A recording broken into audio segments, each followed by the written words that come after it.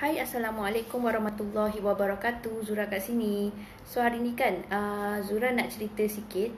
Zura nak share tentang penggunaan pos laju dalam bisnes online.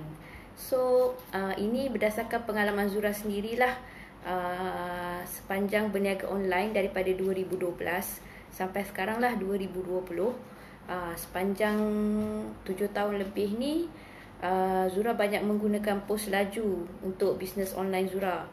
Okay, selain daripada pos laju, ada juga guna courier service lain. Contohnya macam JNT ke, Citylink, ada jugalah guna. Tapi pos laju yang paling Zura guna banyak sekali lah. Okay, Assalamualaikum. Okay, dengar tak? Takut line kat sini tak dengar lah.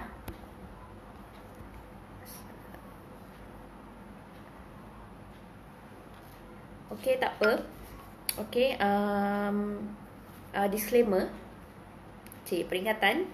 Ini adalah berdasarkan pengalaman Zura sendirilah. Pengalaman sendiri.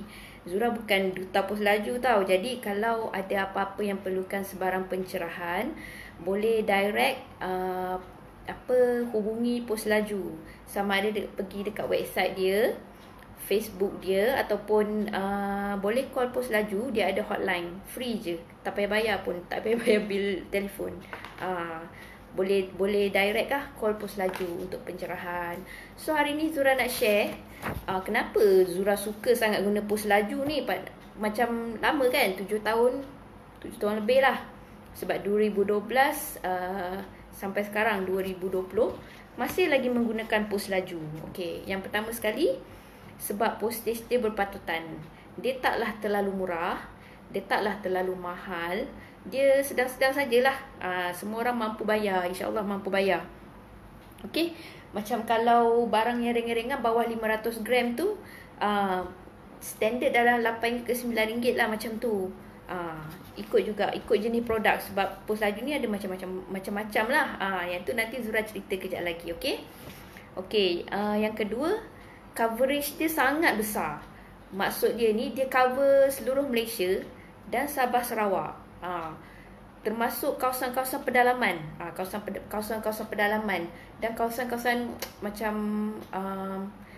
ceruk-ceruk pun dia hantar juga tau. Macam terutamanya kalau Sabah Sarawak ke, kena naik kapal terbang ke apa kan, itu semua pun dihantar juga. Pos laju memang terbaik lah. Kadang-kadang macam Zura pergi melancong jalan-jalan, contoh pergi Perak ke apa, pergi kawasan yang pedalaman sikit kan, pun ada pos laju. Jadi itu antara salah satu sebab lah kenapa Zura pilih pos laju. Yang ketiganya sebab pantas. Pantas. Walaupun kadang-kadang tak pantas lah, kadang-kadang je. Tapi kebanyakannya memang pantas lah. Macam kalau pos hari ni, banyak tempat esoknya dah sampai. Yang soalan paling famous customer Zura tanya lah, berapa lama boleh delivery kalau guna pos laju ni? Okey, untuk Semenanjung Malaysia, ini berdasarkan pengalaman Zura sendirilah. Sebab biasanya bila Zura post barang pada customer, Zura inform customer kan, barang kita dah post. Okey, kalau dah sampai, barang tu dah terima, mohon bagi tahulah. Jadi daripada situ Zura tahulah barang ni kalau guna pos laju ni berapa hari sampai. Okey, macam dekat Semenanjung Malaysia, maksud dia selain daripada Sabah Sarawak, biasanya ambil masa 2 hingga 4 hari bekerja. 2 hingga 4 hari bekerja lah. Paling laju hari ni hantar, esok dah sampai. Ikut kawasan juga. Ikut kawasan jugalah. Ikut kawasan juga ni maksudnya kalau kawasan bandar-bandar dan macam dekat. Contoh macam Zura kat Shah Alam, Zura hantar dalam local, dia panggil local town lah. Maksudnya dalam Shah Alam juga, biasanya memang dah sampai esok. Ataupun Zura kat Shah Alam, Selangor kan, hantar ke KL, esoknya dah sampai. Tapi ada juga macam hari ni post ke Terengganu. Hari ni post tau dari Selangor, esoknya dah sampai Terengganu. Dia memang orang cakap pantas lah. Senang cerita pantas lah. 2 hingga 4 hari bekerja. 2 hingga 4 hari bekerja tu maksud dia, contoh kalau Isnin, hantar Isnin, 2 hari, Selasa sampai. 4 hari bekerja tu maksud dia Isnin hantar, So dia start counting daripada Selasa, Rabu, Khamis, Jumaat. Biasanya 2 hingga 4 hari bekerja lah. Ini dalam keadaan normal. Biasanya dalam seminggu tu insyaAllah sampai lah. Kalau contohnya kita post hari Khamis, Jumaat, Sabtu post laju kira kerja kan. Jumaat, Sabtu, Ahad cuti dekat kawasan macam selain daripada Terengganu, Kelantan semua kan, Ahad kira kerja kan. Okey, Zura kira Selangor lah. Okey, post Khamis, Jumaat, Sabtu, Isnin, Selasa. Selasa tu biasa dah sampai. Selasa atau Rabu macam tu. Okey, untuk Sabah Sarawak dia panjang sikit lah sebab dia kena naik kapal terbang. Biasanya 4 hingga 7 hari bekerja. Tapi ada juga setengah-setengah tu. Zura post hari ni, lusa dah sampai. Maksudnya 3 hari dah sampai macam tu. Bergantunglah pada musim perayaan ke tak. Lepas tu bergantung pada lokasi. Kalau bandar-bandar besar, memang cepat je sampai. Tapi kalau macam kena transit ataupun pada musim perayaan, contoh hari raya. Hari raya, Chinese New Year kan, Christmas, hujung tahun, barang banyak sangat, orang banyak beli online. Jadi barang lambat sampai. Lambat sampai sikit lah daripada biasa. Tak adalah lambat sangat sampai berbulan-bulan. Let's say macam kalau kita post tapi seminggu tak sampai, tu memang kena follow up. Takut barang hilang ke ataupun terpusing jalan-jalan jauh kan. Takut macam tu. Okay. Yang keempat, customer service dia bagus. Bagi Zura bagus lah. Sebab contoh kalau barang lambat sampai, Zura call post laju hotline kan, okey je. Orang yang jawab telefon tu pun macam orang cakap sopan, bahasa pun okey. So far okey lah. Zura pernah je ada barang lambat sampai, seminggu tak sampai-sampai, kita pun call nak tahu tracking. Walaupun dekat website boleh tahu tracking, kadang-kadang kita perlu follow up lah. Kalau macam takut dia stuck lama sangat kat situ, kenapa kan, kita tanyalah juga dia. So dia akan follow up pada sistem kat dalam dia lah, dia bukan tanya. Lepas tu contoh macam kalau dia tulis kat situ dah delivered, tapi yang terima tu orang lain. Ini biasa case macam ni. Biasanya kalau customer tu guna alamat tempat kerja ke ataupun biasanya tempat kerja lah, tempat kerja ataupun college ke, yang mana kena postman tu kena naik sampai tingkat-tingkat atas. Biasanya dia akan letak dekat kaunter pertanyaan kat bawah. Orang yang kaunter pertanyaan bawah tu yang akan receivekan. Jadi nama kat situ bukan nama pada parcel kita lah. Tu yang kena follow up dengan pos laju. Okey, yang seterusnya sebab tracking number senang nak trace. Yang ni kebanyakan courier service pun rasanya senang nak trace, tapi bergantung juga. Ada juga yang susah nak trace. Okey, tapi pos laju memang senang. Pergi je dekat website dia. Nanti masuk je nombor tracking, nanti akan keluarlah dia punya status barang tu dah sampai kat mana. Okey. Kemudian tu cawangan dia sangat banyak. Satu Malaysia ni banyak sebab pos laju ni dah lama kan, bertahun-tahun daripada zaman dulu, zaman mak-mak kita, kan. Banyak. Jadinya contohlah kalau customer tu dia guna alamat rumah, tapi dia kerja tau. Dia guna alamat rumah. Lepas tu bila postman datang, pimpong-pimpong tak ada orang kan. So postman tu pun mungkin letak suruh surat untuk collect sendiri ke kan, dekat pos laju.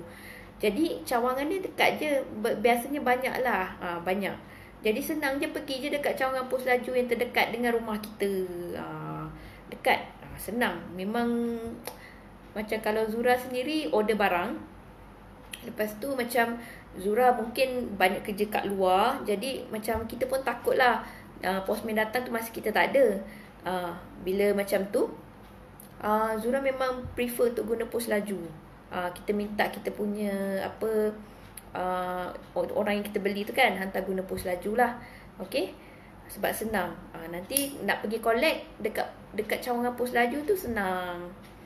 Yang kemudiannya dia ada servis untuk pick up. Yang ni kalau servis lain pun ada jugalah.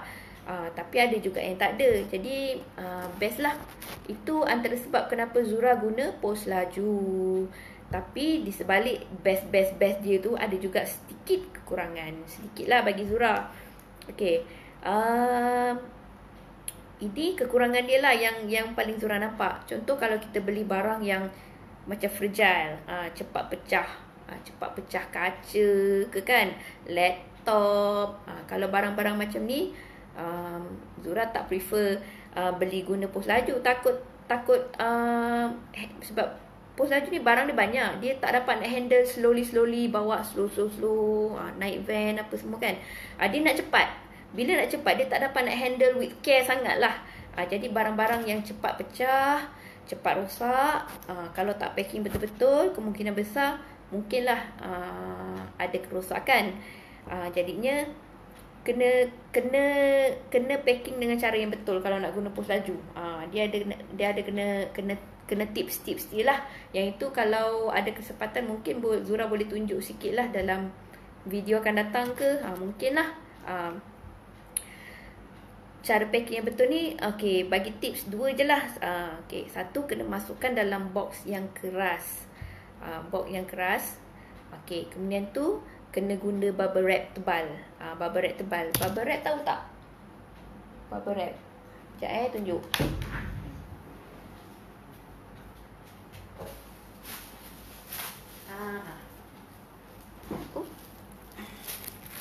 Ini bubble wrap. Bubble wrap ni. Okay. Kalau beli bubble wrap, cari yang dia punya ketinggian bubble ni tinggi tau. Masa kecil-kecil yang suka main tekan-tekan gini kan. Tak tahulah korang suka ke tak. Zura suka je. Okay, ni bubble wrap lah. Boleh guna untuk balut produk. Balut pun kena tebal-tebal lah.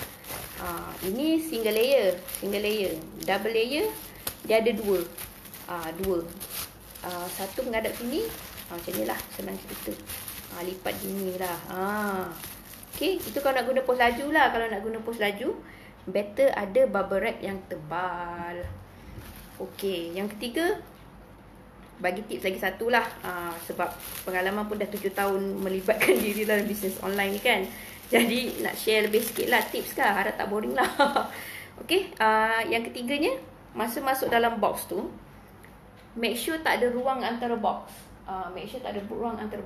Gunalah ni jap. Alamak, iklan pula Miracle Coco untuk booster nak kasih kurus lah. Okay, tak ada. Zura nak tunjuk sebenarnya caranya letak. Kan dah halang-halang kan.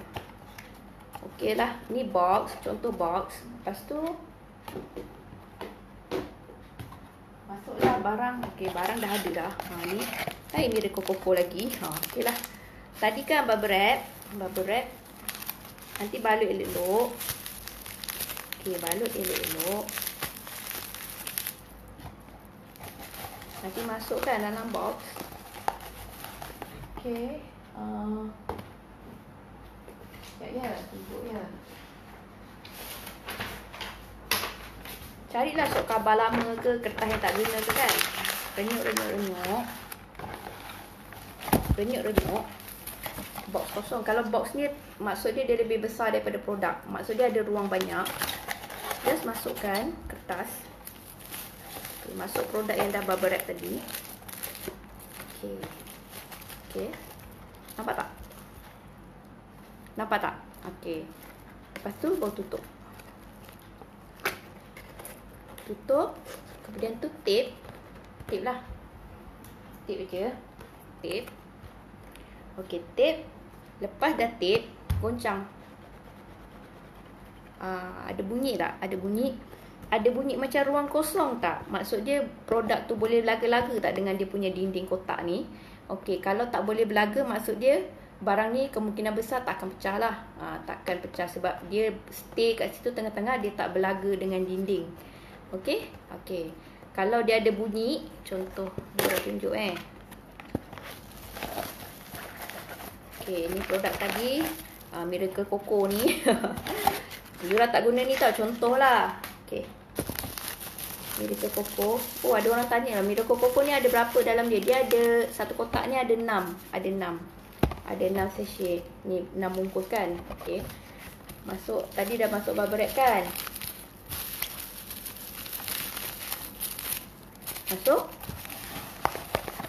Okey, Zura tak letak kertas tadi tau. Maksud dia ada ruang kan? Ada ruang. Zura just tutup dan tape. Goncang. Ada bunyi kan? Kalau ada bunyi macam ni, kemungkinan besar kalau hantar pakai pos laju, kemungkinan besar untuk rosak tu adalah. Maksudnya dia boleh berlaga-laga lagi. Sebab kadang-kadang diorang macam handle tak berapa ni sangat lah. Tak berapa handle with care lah orang cakap kan. Okay. Dia kena ada cara untuk bungkus. Untuk bungkus. Okay. Itu contoh. Contoh cara untuk packing kalau kita guna pos laju. Dan guna courier service pun better lah packing macam tu. Kan, kita nak jagalah produk kita yang kita hantar tu kan. Okay. Okay, cara post. Cara post dekat pos laju ni. Okay. Macam sekarang. Okay. Yang Zura pernah buat lah. Ada 4. Ada 4 Okay, satu, ini biasalah. Memang mula-mula dulu buat macam ni. Terus dia pergi kaunter pos laju. Post je lah kat kaunter. Isi borang, beratur, ambil nombor kan. Lepas tu beratur. Bila nombor kita dah sampai, kita pergi kaunter. Dia akan timbang kita punya barang. Kemudian tu dia akan katalah kena bayar berapa untuk postage kan. Okay, kita bayar kat situ. Dan dia angkat barang kita. Kemudian dia akan proceed pada post. Okay. Yang kedua, macam ni juga, pergi kaunter. Tapi kita bukan pergi kaunter pos laju. Kita pergi kaunter ejen pos laju berdaftar. Biasanya ini macam dekat kedai-kedai lah. Kedai photostat. Kadang-kadang kedai runcit pun ada. Dia jadi ejen pos laju berdaftar. Kita pergi je kat situ. Macam kita pergi pos laju juga. Pergi kat situ. Kita pergi kat situ. Nanti dia akan timbang. Dia akan charge kita postage berapa. Dan kita bayar. Dia akan proceed lah. Dia akan hantar dia akan call pos laju untuk pick up dekat dia. Atau macam tu lah. Dia akan hantar. Dia akan call postman untuk pick up pada dia. Dan barang tu akan pergi pada pos laju. Gudang pos laju. Okey, yang ketiga, Zura biasa guna sistem kontrak pos laju. Pernah dengar tak? Tak tahulah pernah dengar ke tak. Sistem kontrak pos laju ni, kita boleh drop off barang dekat kaunter pos laju. Ataupun kita boleh call minta dia datang pick up. Okey, apa beza dengan drop off dekat apa beza drop off dengan pergi kaunter pos laju beratur kan. Okey, kelebihan dia ialah kita drop off saja, tak payah beratur. Tapi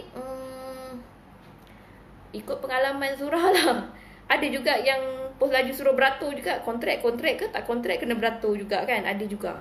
Tapi selalunya yang Zura pergi macam pos laju besar ke apa kan, tak payah beratur. Just pergi je kat kaunter. Kira macam fast lane lah. Fast lane terus pergi sana. Kemudian tu yang keempat, yang latest sekali Zura guna, baru semalam Zura guna.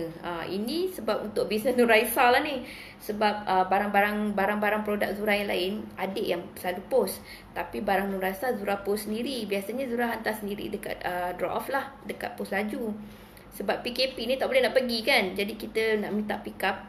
Okay, yang kontrak ni memang boleh minta pick up, tapi leceh, dia kena call. Kalau hari tu ada produk kita nak post, kena call. Tapi guna send parcel ni, ini produk pos laju yang terbaru lah, yang setahu Zura lah, terbaru. Kita boleh drop off dan kita juga boleh pick up. Okey, apa bezanya antara sistem kontrak ni dengan send parcel? Zura nak cerita sikit lah sebab Zura guna kan pos laju punya produk ni macam ni. Okey, macam sistem kontrak ni, okey, Zura guna sistem kontrak ni dari 2013. 2013 ni masa ni tumpang sistem kontrak suami lah, sebab dia pun berniaga online juga. Kami suami isteri memang berniaga online. Jangan tak tahu, berniaga online ni bagus tau. Siapa yang lambat, siapa yang tak nak try lagi bisnes online, memang rugi sangat-sangat. Siap promote pula. Okey, sistem kontrak ni dia kena daftar secara manual. Maksud dia kita kena isi borang. Kita kena hantar salinan SSM. Kita kena isi borang yang disediakan oleh pos laju tu. Lepas tu kena hantar apa lagi salinan IC kalau tak silap lah. Kemudian tu kita kena hantar pada pejabat dia, pejabat pos laju. Kena pergi kawasan, bukan hantar kat pos laju tu, dia ada office dia lah. Nanti just tanya dia, dia akan cakap lah kena pergi kat mana. Okey, kemudian tu dia kena ada deposit. Deposit dia macam nak buka account kan. Deposit. Kalau dulu 2013 deposit dia 500 je. Tapi yang the latest Zura start buka account sendiri dalam 2016 kot. 2016 macam tu. Deposit dia dah kena 1,000. Deposit 1,000. Kalau guna sistem kontrak ni, dia pakai billing system. Maksud dia, billing system ni, kita hantar barang dulu, kita post barang dulu, nanti dia akan timbang kan. Dia akan timbang, kemudian tu dia akan charge kita kan, berapa postage kan. Okey, bila dia dah charge kita tu, dia akan masukkan dalam bil. Okey, dalam 1 bulan tu dia akan bagi 2 kali. Satu tengah bulan, satu lagi hujung bulan. Dia akan bagilah. Dia akan post pada kita. Kalau dulu post pada kita, sekarang ni dia hantar pakai email je. Jadi kita bayar pun kita boleh bayar lah online kan. Okey, senang cerita, kita guna dulu, kira hutang lah. Senang cerita kira hutang lah. Kita guna dulu, kemudian tu nanti kita bayar. Sistem billing. Okey, yang ni macam yang Zura cakap tadi, dia boleh draw off, tapi tak perlu beratur. Untuk kebanyakan tempat pos laju lah, memang tak perlu beratur. Kemudian tu dia boleh pick up. Tapi pick up dia kita kena call. Okey, Send Parcel ni, ini memang produk terbaru yang Zura tahulah. Okey, satu, dia boleh daftar secara online. Memang Zura daftar secara online. Semalam ke? Bukan. Malam kemarin. Semalam kemarin. Malam kemarin. Malam tu Zura daftar. Online je. Nanti dia minta kita punya maklumat tu, maklumat peribadi je, bukannya apa pun, SSN apa tak payah. Nama penuh, alamat, IC ke apa, tak berapa ingat. Kemudian tu email kena ada lah, sebab daripada email tu dia akan hantar verification, kita kena klik link tu, kemudian tu baru dia akan bukakan akaun kita. Yang ini tak perlu deposit, memang tak perlu deposit sebab dia guna sistem top up. Dia berbeza dengan sistem kontrak tadi, dia guna sistem billing. Yang Send Parcel ni dia guna sistem top up. Maksud dia, kita top up, kita bayar dulu ikut package. Dia ada macam-macam package lah. Kemudian tu baru bayar postage masa nak isi borang permohonan untuk shipment. Okey. Kat situ rasa faham ke? Okey. Okey, bagi contohlah, kita ada barang nak post hari ni. Kemudian tu kita masukkan dalam dia punya sistem, barang nak post, nama, alamat, apa semua kan, kepada mana, apa semua. Dia suruh kita masukkan kat situ, berat dia berapa. Berat berapa kan. Okey, nanti dia akan kirakan postage. Okey, yang tadi kita dah awal-awal top up. Contoh kita ambil package paling murah RM50. Okey, bila dah ambil RM50 tu, barulah dia akan tolak daripada top up kita tu tadi. RM50 tu, contoh postage RM9, dia akan tolak lah. Jadi baki top up tu akan jadi RM41. Okey. Yang ni pun boleh draw off, boleh pick up juga. Tapi yang ni lagi senang, tak perlu call. Sebab once kita dah masuk dalam sistem, dia kata dah ready untuk shipment, dia terus computerize, terus sambung pada dia punya pos laju, dan postman akan datang. Tak payah nak susah call. Okey lah. Rasa dah setengah jam ke? Dalam setengah jam ni. Dah bercerita, dah share tentang pos laju ni. Kenapa Zura suka guna pos laju, dengan apa-apalah info tentang pos laju ni. Okey. Harap dapat beri manfaat lah pada siapa yang tak pernah guna pos laju. Sebab sekarang ni ramai orang yang baru nak buat bisnes online kan. Macam tertanya-tanya kan, macam mana nak guna courier service apa ke kan. Okey. Harapnya perkongsian Zura ni dapat beri manfaat lah. Okey, Assalamualaikum.